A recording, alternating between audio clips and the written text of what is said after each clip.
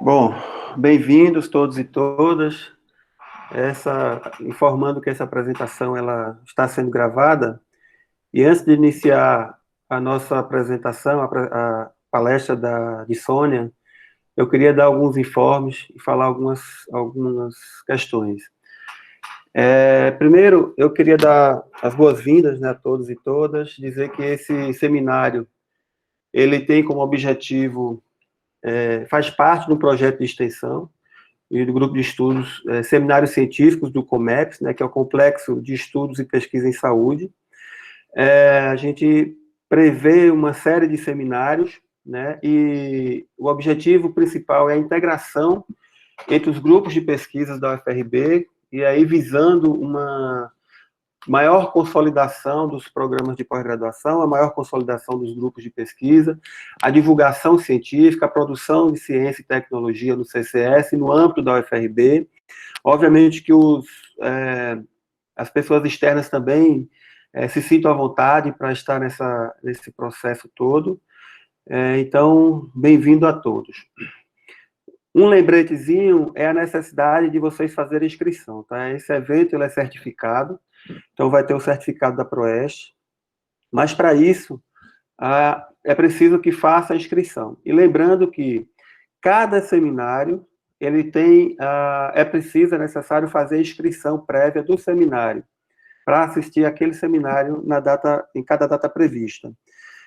Eu vou passar para vocês aí um link, deixa eu copiar aqui o link, que é para quem não fez a inscrição prévia, ainda pode fazer durante o seminário. Mais à frente eu vou disponibilizar novamente esse link, para quem estiver entrando depois, pode fazer a inscrição. Deixa eu mandar aqui para vocês. Então, quem não fez a inscrição pode fazer nesse link, ainda pode fazer nesse link até o término da apresentação, tá?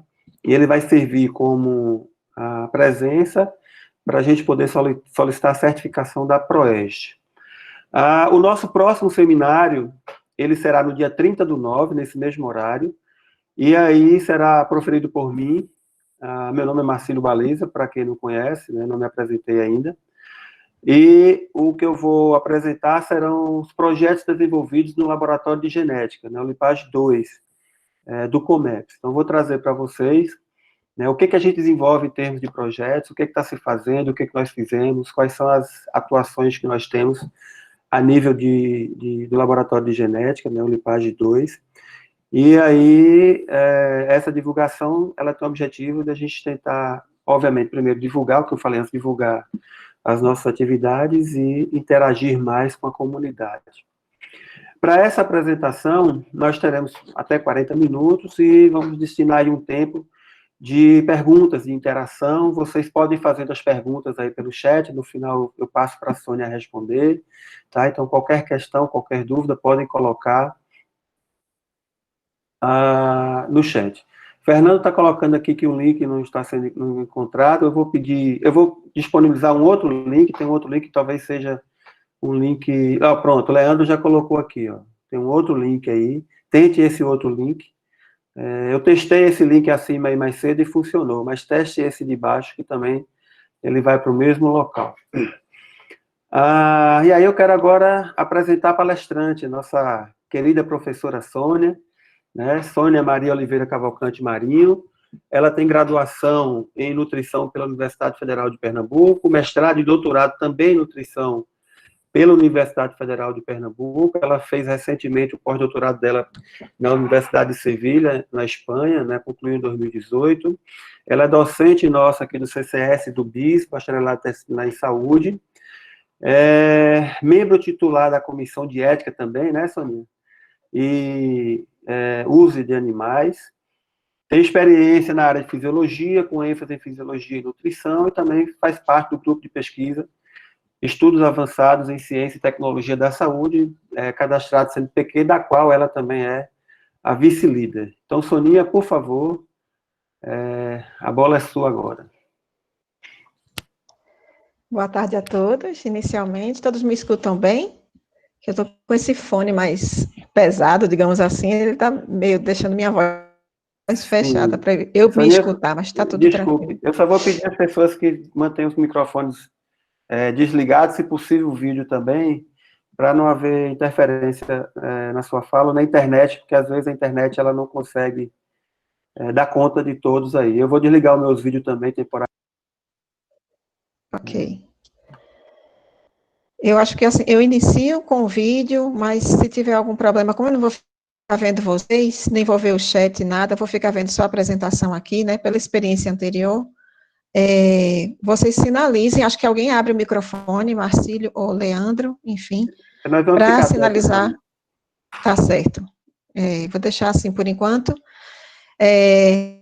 Obrigada a todos, né? Vamos iniciando agora essa semana do semestre suplementar, né, nessa atividade de extensão, né, que também está sendo validada, segundo a Prograde, né, como, enfim, atividade que os discentes também poderão tranquilamente participar. Bom, Marcílio já me apresentou, qualquer dúvida depois a gente conversa um pouquinho, a gente vai falar sobre esse trabalho do pós-doc, né, que ainda está em fase de preparação, a divulgação dele, na verdade, o seu artigo, né, com a pandemia, houve uma certa limitação aí de andamento das coisas, mas a gente está caminhando como pode. Vamos abrir aqui a apresentação.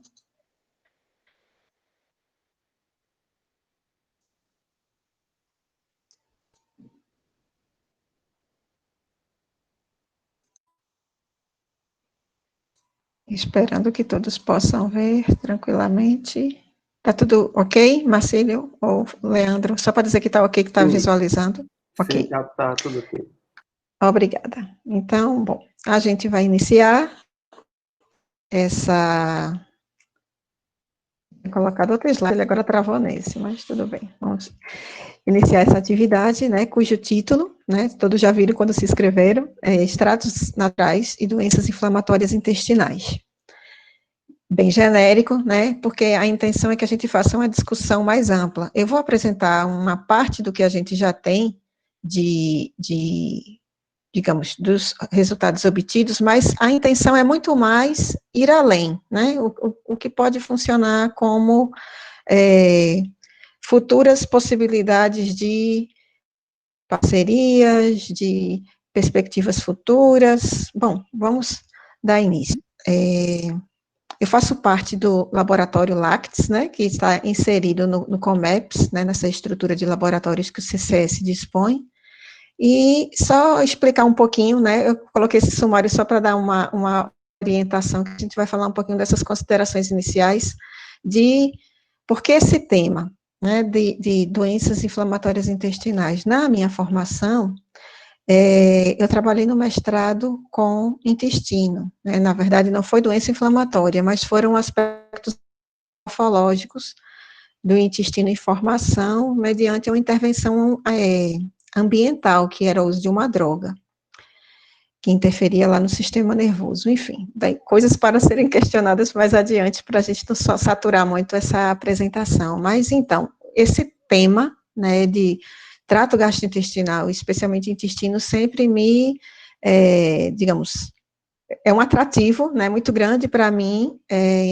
inclusive pela minha formação também, sou nutricionista, né, como o professor Marcílio bem apresentou, e é uma temática que tem tudo a ver, né, esse é o órgão principal, né, do nosso corpo, né, captador dos nutrientes, e é a partir dessa interação tão necessária que acontece muito antes da gente nascer, né, desse funcionamento, dessa adequação, a gente, bom, resolveu pesquisar um local para fazer esse pós-doutorado, quando a universidade, assim, digamos, deu possibilidade que ocorresse, e eu encontrei esse grupo lá na Universidade de Sevilha, que me acolheu, né, com toda a estrutura laboratorial que eles dispõem, e foi um trabalho bem interessante.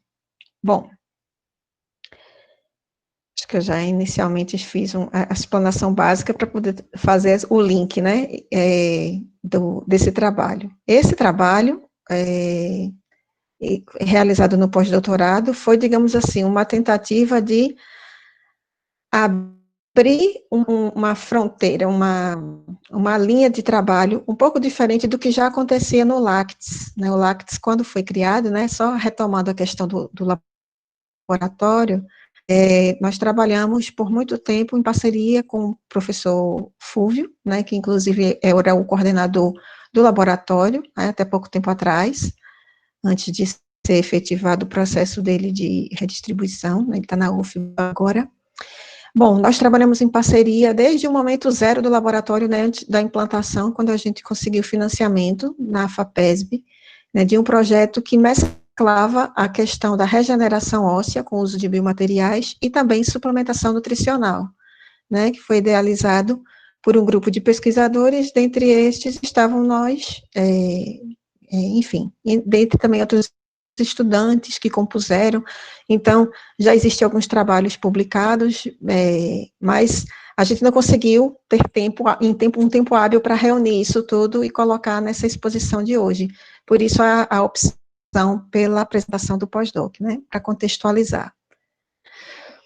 Bom, a doença inflamatória intestinal, né, ela tem uma característica de que sua etiologia ainda é desconhecida, né, ainda não se sabe exatamente qual a origem, ela é, digamos que não tão facilmente, mas ela é, conforme a investigação pode ir sendo aprofundada, né, a investigação clínica, se sabe que ela é resultante de interações, né, de ordem genética, lógica.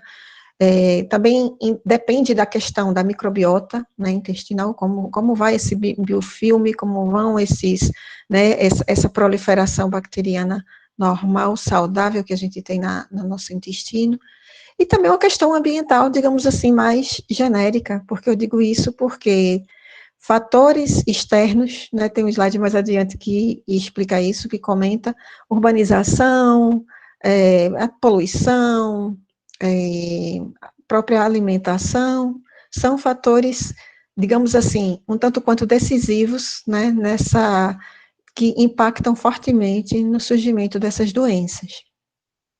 Do ponto de vista epidemiológico, nós aqui da América do Sul, ainda não temos, digamos assim, um número, né, uma incidência grande de casos, digamos, regularmente ou devidamente documentados, registrados. Talvez, né, alguns artigos trazem isso, seja pela dificuldade de identificação, né, por parte dos profissionais de saúde, dessas patologias, né, que digamos assim, que é um grupo de patologias que apresenta uma sintomatologia que não é exatamente exclusiva, né, como ela pode surgir, né, como sinais, como sintoma de outras. Então, é necessário mais investigação para tentar fechar esse, digamos assim, diagnóstico. Entretanto, né, nos países mais desenvolvidos, como a gente pode perceber nessa imagem, a incidência é bastante alta, né? A gente visualiza aí alguns países lá da Europa, ou América do Norte também. Enfim, parece ter uma relação muito grande também com o fator econômico, né? Lugares que têm um maior poder aquisitivo também, são lugares onde se identifica com mais, digamos, uma incidência maior de casos. E aí, como eu já tinha antecipado um pouquinho para vocês, né, só trazendo as imagens, que eu gosto muito sempre que posso ilustrar a questão dessa urbanização, juntamente com industrialização, né, que impacta, claro, no fator econômico, né, nível sociocultural, e as modificações alimentares, que essas, é claro, são uma das mais importantes que nos chamam a atenção, né? Tudo está atrelado, geralmente, essa correria dos grandes centros urbanos, né, acaba coincidindo com uma alimentação não tão regular, né? Infelizmente, essa é uma realidade, né, da nossa condição de humanidade, digamos assim, né? Sempre que possível, é importante valorizar a busca pelo mais integral, mais natural, menos processado, enfim. Mais algum comentário que possa vir surgir dessa natureza, a gente para que eu não supere aí os 40 minutos de teto que eu tenho. Vamos prosseguindo, então. Dentre algumas características, né, que podem ser pontuadas nessas doenças inflamatórias intestinais, a gente tem aí uma,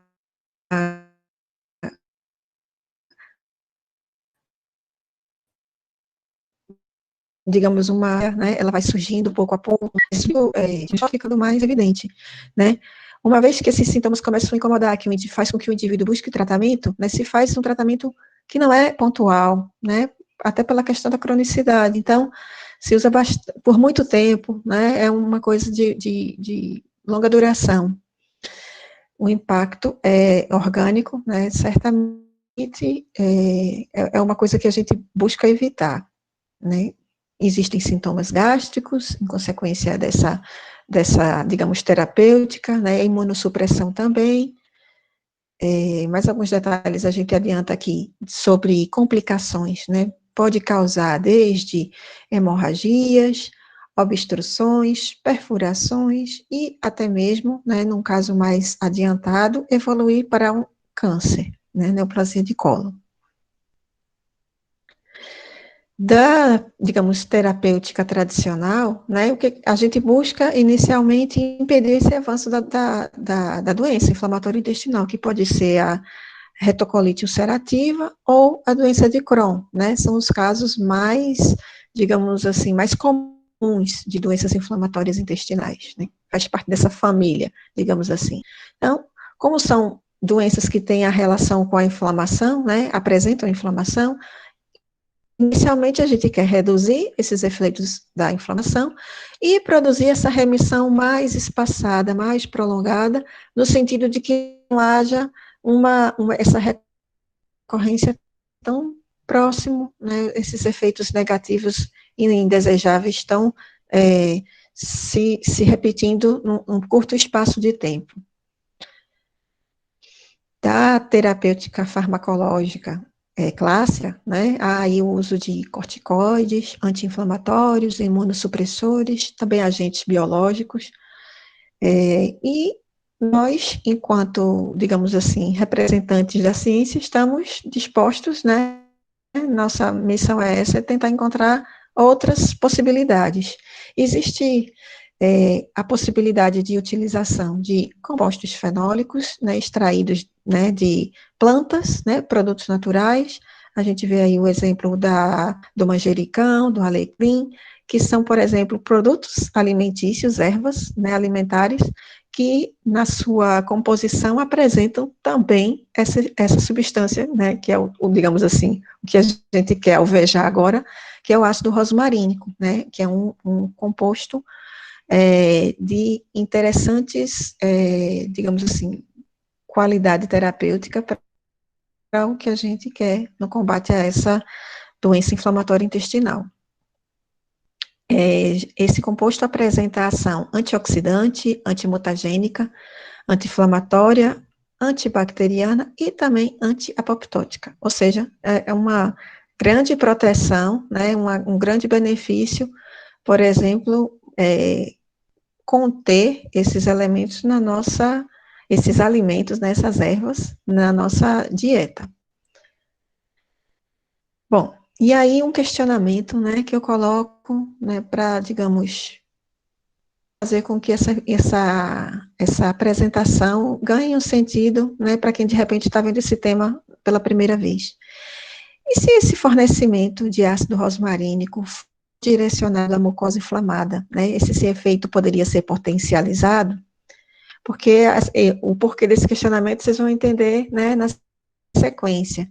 Então, há, na verdade, um processamento de laboratório, né, onde se faz o extrato dos produtos, no caso aí o ácido rosmarínico, e em nível laboratorial ou mesmo industrial, é possível obter o extrato puro e o que a gente conseguiu lá no nosso estágio, né, de pós-doutorado foi, desculpa, antecipação aí do outro slide, foi o envelopamento, né, desse produto, ou seja, colocação dele numa nanovesícula, de maneira que ele pudesse ter uma ação mais preservada, né, digamos assim, que a substância estivesse mais íntegra e a ação fosse mais localizada em nível intestinal, porque, de outra forma, essa substância já é conhecida, né,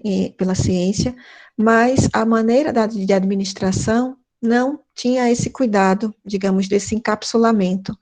E a gente conseguiu uma parceria com uma indústria farmacêutica, lá na Espanha, que fez esse, digamos, envelopamento, e permitiu que a gente tivesse, digamos, maior segurança nessa administração da droga. É claro que isso vai valer para tantas outras possibilidades de intervenções terapêuticas, né, não somente na doença inflamatória intestinal, mas é uma prática que tem ficado cada vez mais evidente nesses últimos anos ou décadas, digamos assim, tentar fazer esse veículo, criar, né, a possibilidade de um veículo mais efetivo, né, para as terapias que a gente desenvolve. Vou falar bem rapidamente do nosso modelo experimental, porque a ideia aqui, como eu falei inicialmente, é fazer vocês, né, sobretudo os discentes que estão chegando para participar dessas atividades, a entender um pouco como é que funciona essa dinâmica, né, de laboratório, de pesquisa. Aí eu vou fazer uma breve explanação aqui, mas quem tiver dúvidas depois pergunta, enfim. O modelo que foi utilizado foi um modelo experimental, onde nós utilizávamos camundongos adultos, né, e durante o espaço de tempo de cerca de uma semana, na verdade foram 10 dias, nós fizemos manipulações com esses animais, de forma que, ao final, né, desse período, os animais alguns, conforme o grupo experimental, claro, alguns poderiam apresentar já a instalação do quadro da doença inflamatória intestinal, que foi a retocolite ulcerativa aguda, porque existe também a retocolite crônica, né, que é a que ocorre em longo prazo, e geralmente acontece também quando se quer estudar drogas antineoplásicas, porque às vezes ao longo dessas semanas de indução da colite, né, é como se fosse tentando, entre aspas, né, imitar as recidivas, o tecido, né, lá do intestino vai ficando tão prejudicado, né, o dano vai ficando cada vez mais tão profundo que fica mais suscetível ao surgimento do câncer. Enfim, mas o nosso modelo foi um modelo agudo. E nós utilizamos uma solução, né, de destrano sulfato sódico, que já é uma substância conhecida, né, de ser um irritante da mucosa intestinal, e, enfim, né, essa concentração de 4% foi eficiente, foi efetivo para o nosso objetivo. Essa substância foi ofertada, né, digamos, foi administrada nos animais no dia 0, no dia inicial do tratamento, no segundo dia, no quarto dia, no sexto dia. Então, foram 4 episódios durante esse espaço de tempo de uma semana, e conforme o grupo experimental, havia um pré-tratamento inicial 3 dias antes desse dia, digamos assim, momento 0, o momento de iniciar a indução da inflamação. Então, nós tínhamos aí o grupo controle, né, de praxe, o controle negativo, ou seja,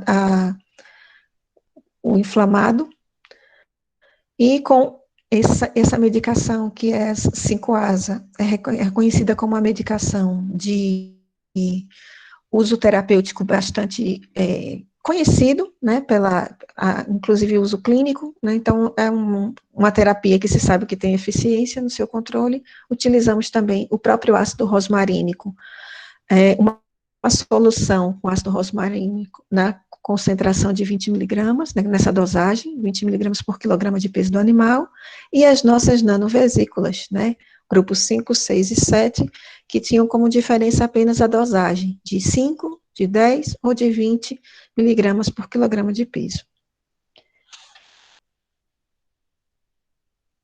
Aqui a gente já traz alguns dos nossos resultados, mostrando que esse grupo inicial é o grupo controle. Percebam que o grupo DSS, que é o grupo inflamado, que não teve nenhuma influência terapêutica, né, no sentido de retardar, de proteger essa mucosa, ele se apresenta aqui bem diferente, né, estatisticamente diferente, e a influência dos tratamentos, a gente percebe aqui na sequência, né, na apresentação aqui do gráfico, mostrando que os grupos de nanovesículas foram eficientes, assim como o tratamento convencional com o 5-ASA, que é o ácido acetil salicílico. Bom, só uma curiosidade aqui, a gente trabalha com dimensões, é o peso do colo, né, o animal tem que ser sacrificado, né, ao final desse período, para obtenção das amostras de tecido, e aí nós fizemos o peso, a pesagem e a dimensão, e aí se percebe no momento lá inflamatório o quanto esse tecido, digamos assim, ele fica mais denso, né, mais espesso, ele está mais, enfim, em atividade, né, lutando justamente contra essa inflamação que já está instalada. Bom, isso aqui foi um dos nossos resultados iniciais obtidos. Nós também trabalhamos com o chamado índice de atividade da doença, onde a gente considera, eu trouxe esses slides para chamar a atenção do que também é levado em conta, a consistência das fezes, a presença de sangue, né, ou seja, a questão de hemorragias, né, e essa frequência, né, essa evolução ao longo do tratamento. Perda de peso também é algo relevante que nós também estávamos quantificando diariamente. Esse foi o gráfico obtido. Aqui nós temos o grupo controle, né, tendo praticamente influência zero, não teve alteração, né, nesse índice de atividade da doença. E, digamos, o grupo que a gente vislumbra aqui que teve mais dano, né, que foi mais injuriado, a questão do intestino, foi o grupo DSS, sem tratamento nenhum, né, o tratamento que iria evitar as inflamações. Nesse meio do caminho aqui, no gráfico, nós percebemos as interferências das medicações, né, que foram administradas para tentar conter o dano. E aí, nós vamos visualizar isso, digamos, de uma maneira mais ampliada nos próximos gráficos, né, o que ocorreu, né, nesse sentido. Mas aqui, de antemão, a gente já vê que o 5-ASA, que é o método tradicional, ele é efetivo, a gente percebe já que as nanovesículas também fazendo parte disso, né, digamos, apresentando esse resultado melhor, né, do que o grupo DSS puro, digamos assim, que é aquele lá, o superior de injúria máxima. Nós fizemos também uma dosagem da atividade da MPO, né, mieloperoxidase, que é digamos, uma substância que a gente relaciona com a presença de neutrófilos, essa infiltração neutrofílica, que acontece no processo inflamatório. Então, percebam que, olhando para as nanovesículas, né, houve uma melhora significativa, né, do quadro inflamatório, né, buscando aí uma redução dessa atividade da MPO, que é uma coisa boa, né, que é uma coisa que inclusive nos alegra, porque foi mostrar a eficiência, né, da técnica utilizada, de algumas citocinas que foram também mensuradas. Nós temos aqui uma citocina pró-inflamatória, que é a TNF-alfa. Também houve redução, né, de quadro inflamatório, né, significativo, e, inclusive, tanto no ácido rosmarínico, digamos, não encapsulado, administrado, como nos encapsulados, né. Inclusive, a gente não consegue visualizar muito bem se essa questão da dosagem, né, qual seria a mais efetiva, ainda não é possível a gente identificar por aqui. Outra citocina dosada, a interleucina 1-beta, né, também apresentou, nesse caso aqui, a dosagem maior foi bem mais eficiente, né, em relação relação às outras dosagens aplicadas. Do ponto de vista de expressão de proteínas, que foi obtido lá com o Western blot, né, técnicas que a gente acabou tendo que aprender lá, que é sempre aprendizado, lá no laboratório de farmacologia, que foi onde a gente realizou esse trabalho. Também existe, digamos, uma boa resposta em relação à apresentação lá da hemooxigenase 1, né, em relação ao quadro inflamatório, né, fez uma boa, digamos, apresentou aí uma boa concentração em relação aos grupos, né, outros, inclusive o grupo inflamado, o DSS. Outros fatores também, como a gente vê aqui, o NFR2, que também que a gente mensura no quadro de situação anti-inflamatória, tá? Na concentração da dosagem 5, de 5 miligramas, né, das nanovesículas. Nesse gráfico anterior foi na de 10. Continuamos nessa expressão de proteínas, visualização do NRLP3 e na caspase 1, né, que são substâncias que estão, digamos, presentes em quantidade maior quando há inflamação. Percebe-se que o tratamento para combater a inflamação foi efetivo, né, para as duas substâncias, para as duas proteínas.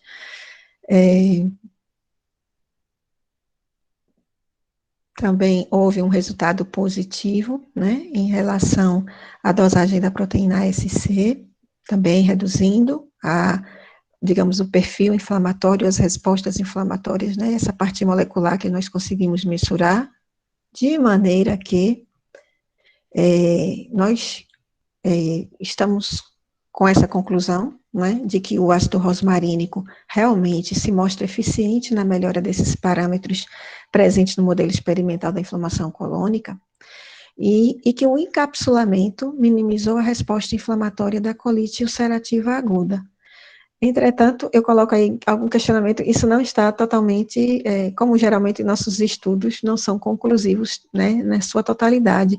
Da margem, como vocês perceberam em alguns dos gráficos, que a gente não chega, digamos, a uma definição de qual foi a melhor concentração, a melhor dosagem, né, isso ainda é coisa que, digamos, tem que ser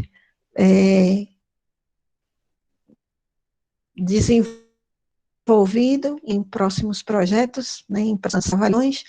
Cruzar esses dados com outros fatores também é de suma relevância, né, com algum outro tipo de comparativo, seja da dieta, seja da questão digamos, desse encapsulamento. Eu não dei muita, nessa apresentação, eu não dei muita, digamos, vazão a essa fala, porque é justamente a parte que ainda está na construção lá do nosso artigo, mas assim, eu posso adiantar para vocês que é um biomaterial, né, se trata com biomaterial, faz o link aí com o laboratório Lactes, né, de origem minha, aí no CCS, e a constituição, né, desse envelope, dessa cápsula, pode também interagir com a mucosa intestinal e favorecer aí também uma resposta mais positiva. Então, esse fator a gente não questionou aqui, porque ainda são dados que estão sendo ainda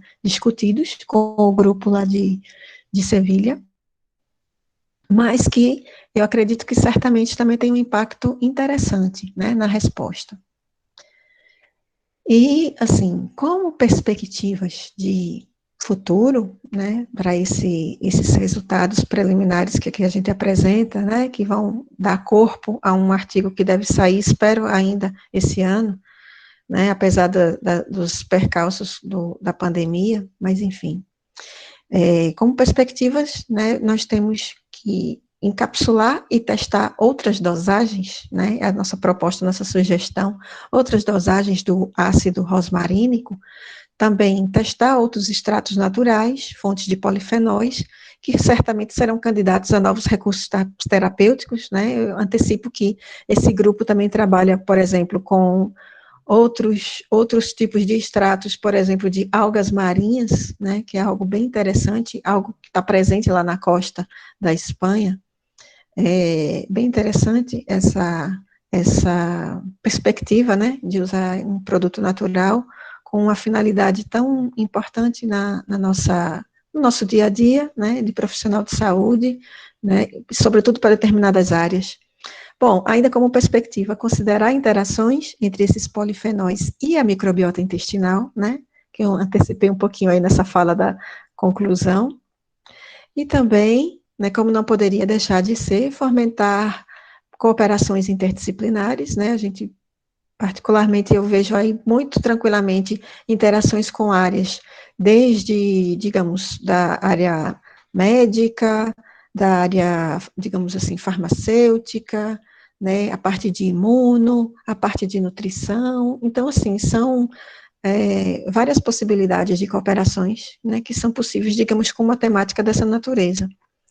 E, por último, né, mas não conclusivamente, mas uma proposta de consolidar, né, parcerias com pesquisadores de outras instituições e centros de pesquisa, né, essa, na verdade, é a nossa grande demanda, nossa grande intencionalidade, né, quem faz pesquisa vislumbra isso, criar pontes, né, trabalhar em rede e também conseguir financiamento, claro, para poder tocar as ideias, né, à frente.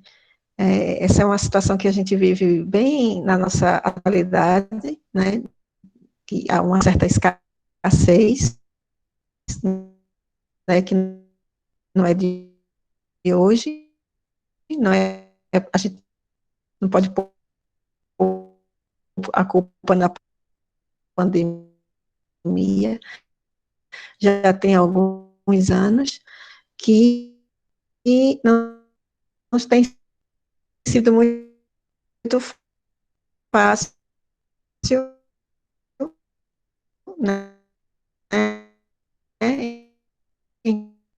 encontrar, né, as nossas fontes, né, de produtos naturais, de extratos naturais, seja as algas, né, que a gente pode encontrar nas águas, mas também as plantas que a gente encontra nas florestas, tantas plantas medicinais, né, de uso, digamos assim, informal do leigo, né, não ainda totalmente reconhecido pela ciência, mas que trazem tanto impacto positivo, né, então, que a gente, né, vocês, futuros profissionais, tenham em mente isso, né, e propaguem essa preocupação e, de alguma forma, que a ação de vocês seja nesse sentido também, de preservar o nosso meio ambiente, que é tão rico e beneficia inicialmente a nós próprios, né, como moradores desse grande bioma. Enfim. Obrigada, né, agradeço a todos a participação, a presença, a paciência e vamos às perguntas, aos esclarecimentos. Obrigada a todos. Obrigado, Soninha. Uma bela apresentação, nos trouxe aí vários elementos interessantes.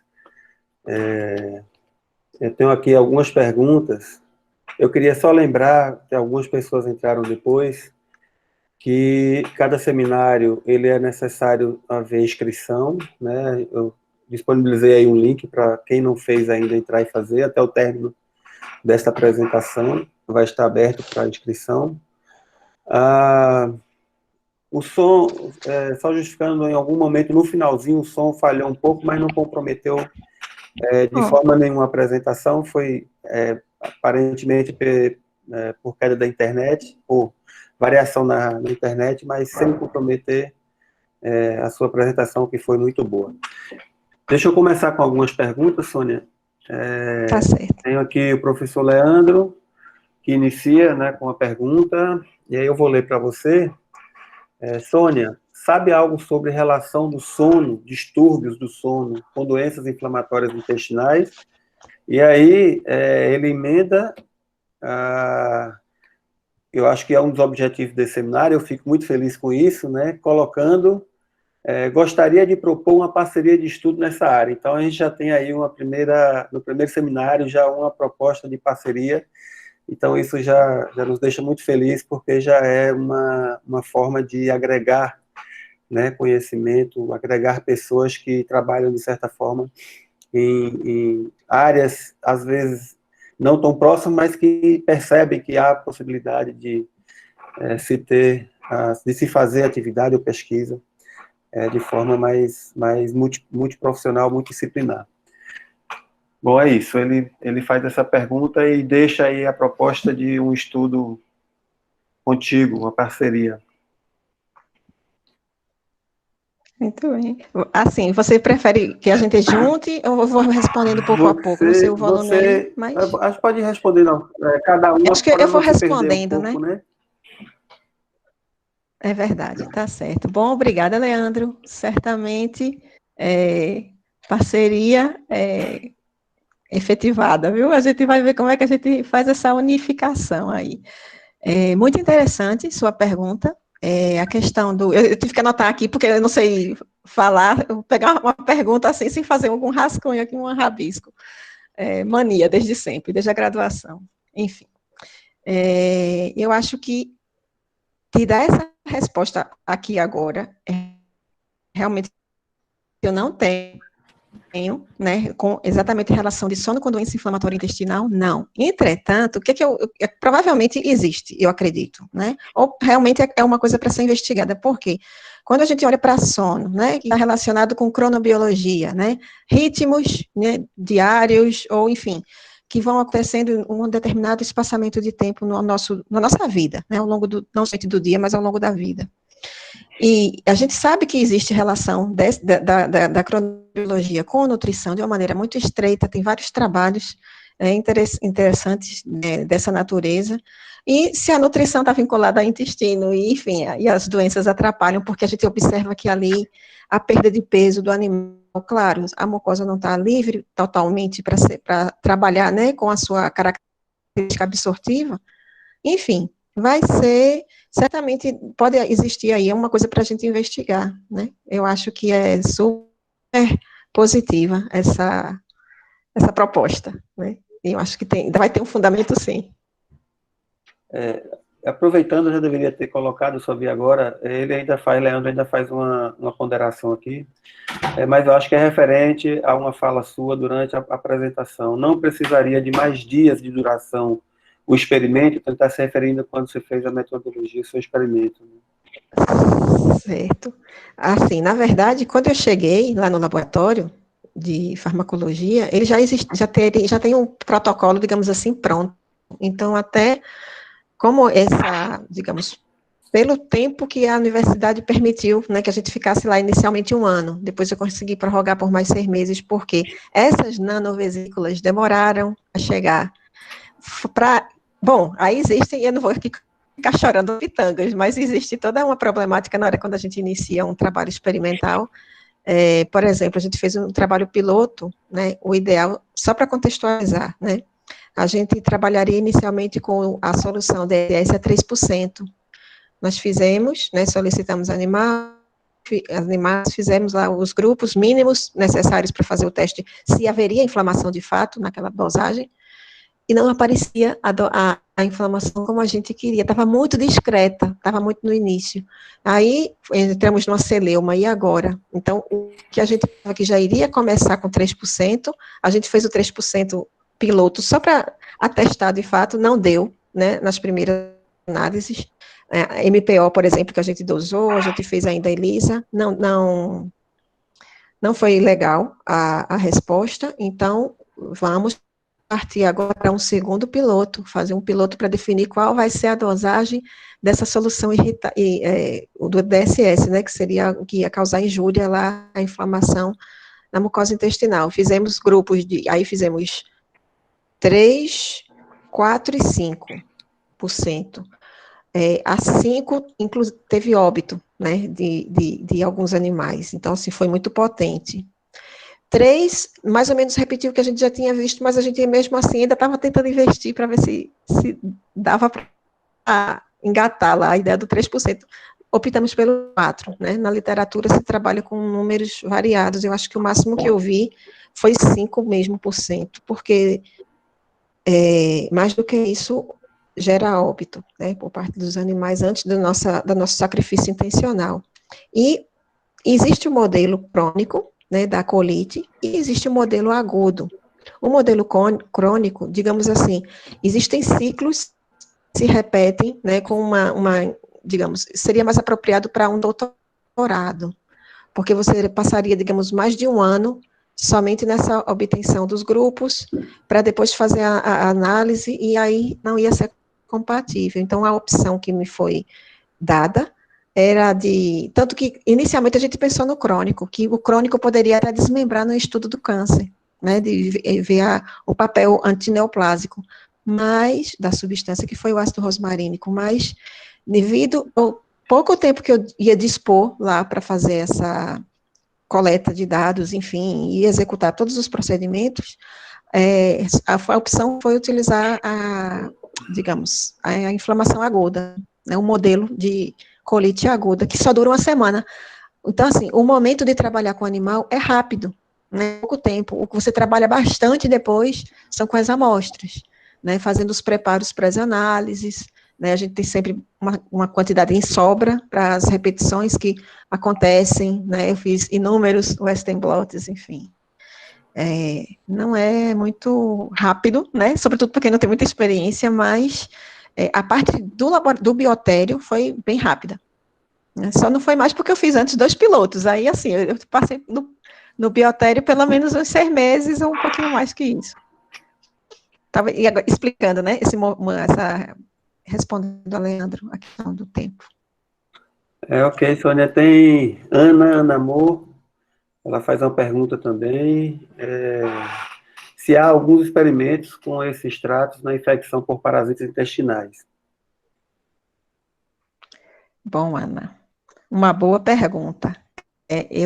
Como eu não investiguei, né, as parasitoses, na verdade, eu não tenho como te confirmar, mas eu acredito que tem, porque esses extratos naturais têm uma função diversificada, né? Provavelmente existe muitos, não vou dizer todos, mas muitos desses produtos, né, que são utilizados que estão sendo testados para inflamação intestinal na parasitose, mas eu particularmente não levantei esses dados no trabalho, né?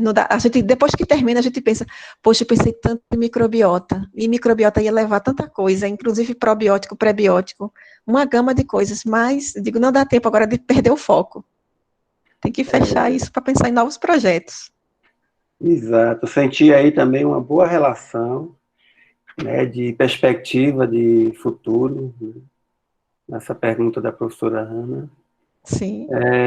Uma outra pergunta, tem muitas mensagens aqui parabenizando a apresentação, né, foi excelente, Ana. Tem Lidney Santos, faz uma pergunta. O reflexo é um tipo de inflamação. O que causa esse tipo de doença? Tipo aquele bolo na garganta.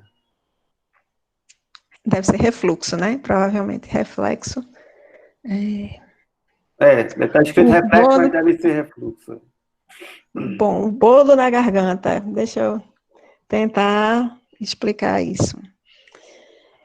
Na verdade, o refluxo é um desconforto, assim, foge um pouquinho do que a gente está falando, mas, porque eu estava falando mais de intestino, né, essa questão do refluxo, digamos assim, e primariamente, né, preliminarmente, tem mais relação com a questão do estômago, como está o estômago do indivíduo.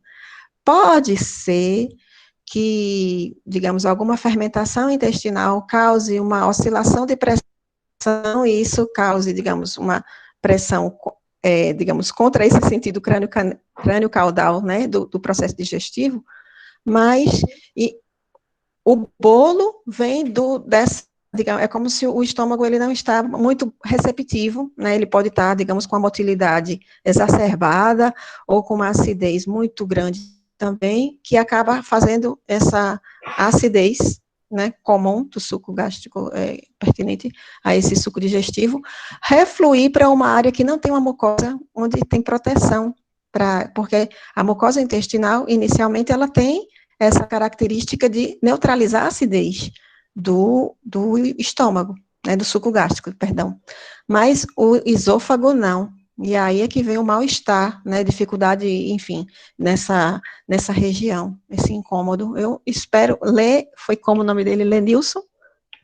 Espero ter atendido um pouco da sua, é o nome com L, que agora eu, Lidinei Santos, Lidinei, perdão, Lidinei, eu não sei se eu não fui muito clara, você pergunta de novo, mas eu acho que a relação com o refluxo é essa, né? E aí existem algumas técnicas, né, algumas recomendações que podem ser feitas, fora o tratamento com o médico, claro, mas para tentar minimizar esse desconforto.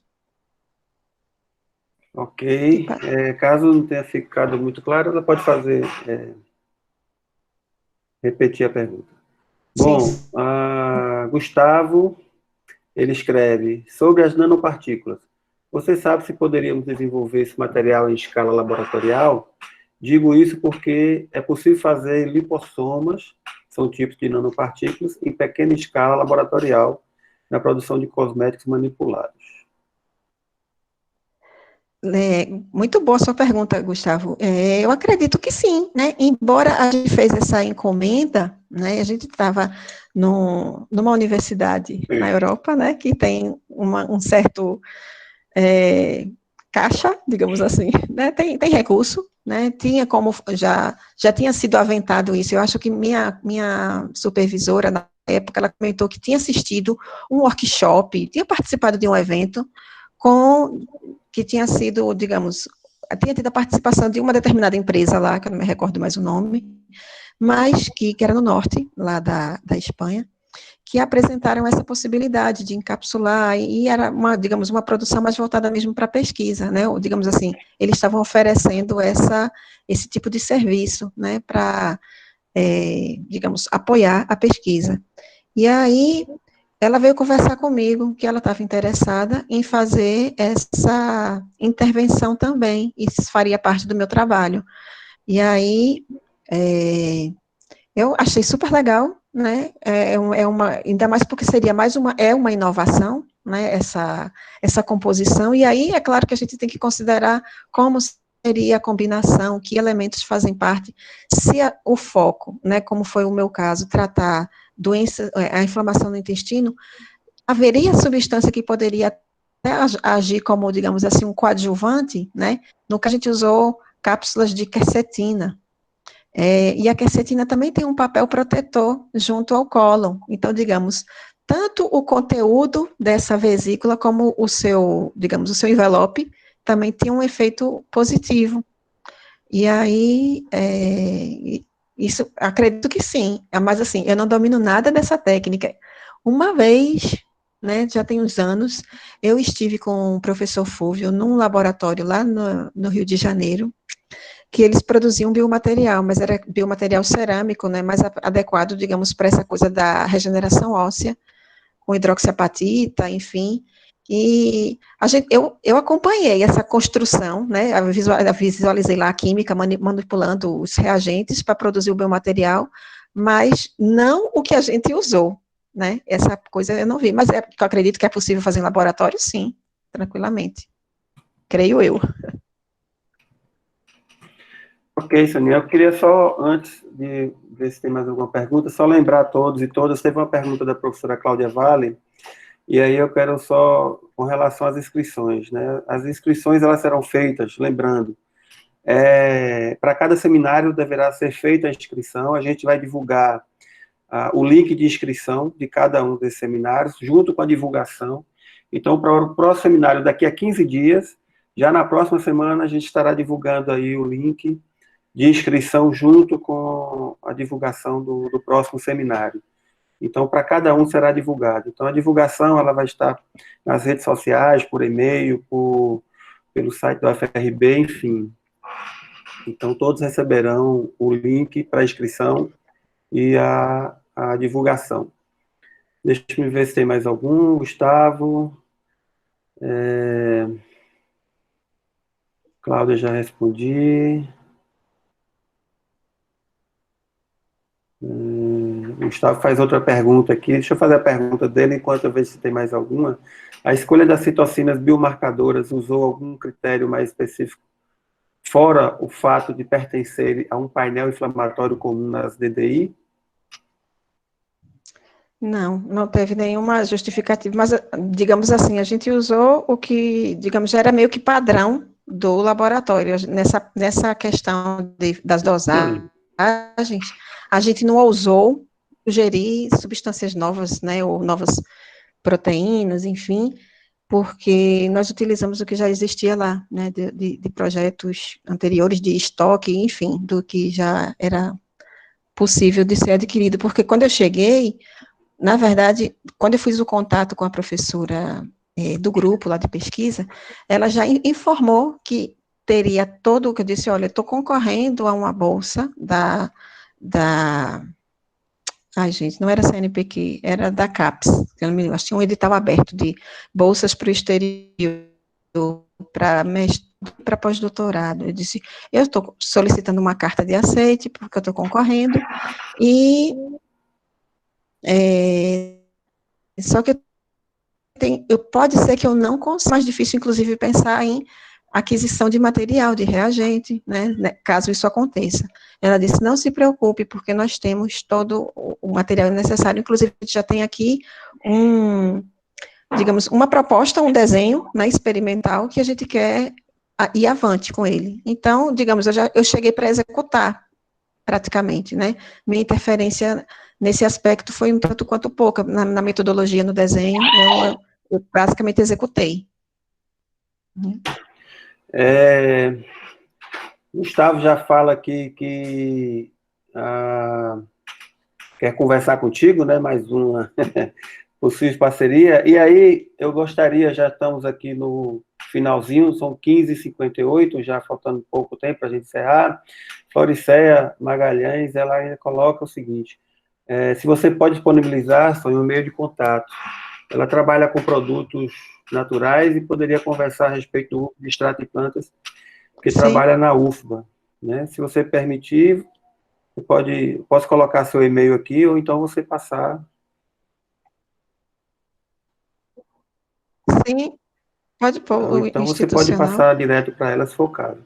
Você é quem decide. Sim, ou então, Florescia, faz assim, coloca no chat teu e-mail, que aí eu falo contigo. Eu acessar. Eu não estava querendo abrir, não, para não ficar vendo as mensagens e me atrapalhar nas respostas, mas agora eu abri. Pode olhar, pode Tá me. aqui, Pronto, vou colocar. Pode deixar, tá anotado floriceia@ufa.br. aqui. Então você, Sonia, vai entrar em contato com Floriceia, mais uma possível parceria dessa forma interinstitucional, né, com Sim. a UFPA, nossa co-irmã, nossa parceira também. Eu gostaria, já são 16 horas, e a nossa proposta é para não ficar cansativa, de ser de 1 hora realmente, a gente começa às 15, praticamente em ponto, e tem essa perspectiva de terminar às 16, aí podendo ter uns 5 minutinhos a mais ou a menos, né, para as considerações finais. Eu gostaria de agradecer a todos e todas que participaram. No próximo dia 30 teremos mais uma apresentação, e aí eu gostaria de encerrar deixando o agradecimento e deixando que Soninha faça as considerações finais dela, e já encerrando. Obrigado a todos e todas aí. Bom, eu vou agradecer, né, a paciência de vocês, né, os colegas, as pessoas que interagiram. Nesse momento de atividades não presenciais, é tudo muito estranho, né, a gente está acostumado a ver as pessoas e ver as expressões faciais, né, enfim, às vezes, alguns, como no caso do Marcelo, eu estou vendo, mas outros é só a foto, só a letrinha, enfim, fica aquela coisa mais fria à distância, mas é o que a gente tem que enfrentar, né, nesse momento agora, não dá para ficar fazendo comparações com o modelo que a gente tem na cabeça de antes, e desejo um bom semestre a todos, né, lembrando que de quinzenalmente essas atividades do COMEPS vão estar acontecendo, sinais, avisos, né, que às vezes nas disciplinas podem surgir das atividades em paralelo. Agradecer também a internet, que não caiu, que apesar do som no início, deu problema, mas que bom que deu tudo certo, né? Nossa transmissão e todo mundo. Espero que tenham escutado direitinho tudo e visto. e está gravado, né? Acho que vai ficar disponível depois, né, Marcílio? Bom, obrigada a todos, só tenho a agradecer. Isso, Sônia, a gente vai... Para quem quiser depois assistir, ela vai ficar disponibilizada, a gente vai disponibilizar no site da UFRB, do próprio Comeps, e outras plataformas, se forem possíveis. Então, bem-vindos novamente ao Seminário Científico do Comeps, e até a próxima. Bom fim de semana, bom final de semana a todos e todas. Tchau, obrigada a todos também.